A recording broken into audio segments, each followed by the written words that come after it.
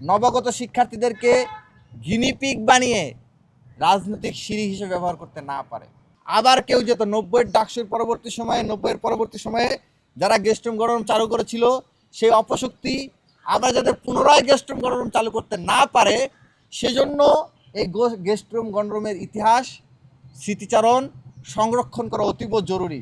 এই নিদর্শনসমূহ সংরক্ষণ করে আসন্ন ব্যাচ সম্পর্কে যারা আসবে নবাগত শিক্ষার্থী তাদেরকে অবগত করা জরুরি যে কোন প্রক্রিয়ায় গেস্টরুম গণরুম চালু হয়েছিল, কীভাবে গেস্টরুম গণরুম ফাংশন করতো এবং কীভাবে গেস্টরুম গণরুমের নির্যাতনগুলো সংগঠিত হইতো।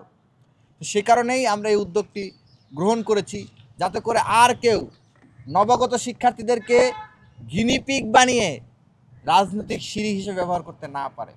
পবিত্র রমজানে এভাবেই আপন হয়ে উঠুক সবাই ইসপির আপন করা স্বাদে। ইসপি আপন করা স্বাদ। যাতে আর কেউ নবাগত শিক্ষার্থীদেরকে নির্যাতন করে তাদের পড়াশোনার অধিকার কেড়ে নিতে না পারে।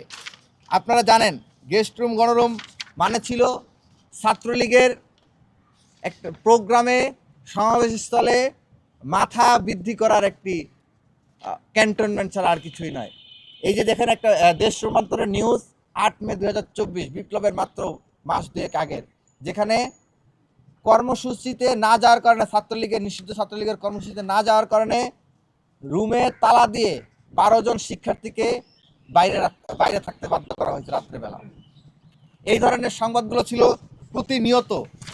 ছাত্রলীগের প্রোগ্রামে না যাওয়ার কারণে মারধর করা, কিল ঘুষি করা, হাত পা ভেঙে দেওয়া, মেরে ফেলার মতো ঘটনা তো আপনারা দেখেছেন যে বুয়েটে ঘটেছে। এবং ঢাকা বিশ্ববিদ্যালয়েও নির্যাতনের শিকার হয়ে হাফিজুর যিনি নিউমোনিয়ায় আক্রান্ত হয়ে মারা গিয়েছিলেন।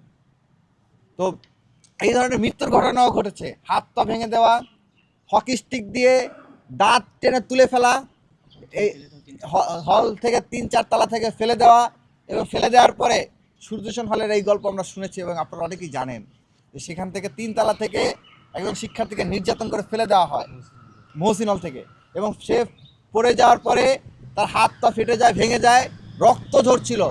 সে হামাগুড়ি দিয়ে একটি এই রেজিস্টার ভবনের মধ্যে, আপনারা জানেন যে শিক্ষার্থীদের যে বহনকারী যে বাসগুলো রয়েছে সেই বাসগুলো রাখা হয়, সেই বাসের অভ্যন্তরে গিয়ে তিনি আশ্রয় নেন।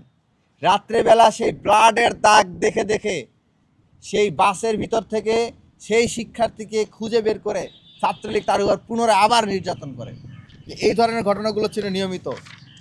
জিয়া হলে, আমি যে হলে ছিলাম সেই হলে ছাত্রলীগের 12টা রুলস ছিল, 14টা রুলস ছিল, এবং কোনো কোনো সময় চেঞ্জ হইতো, কখনো 12টা, কখনো 14টা রুলস ছিল। ছাত্রলীগকে যারা হলে থাকবে তাদের বাধ্যতামূলক এই রুলসগুলো মানা হইতো।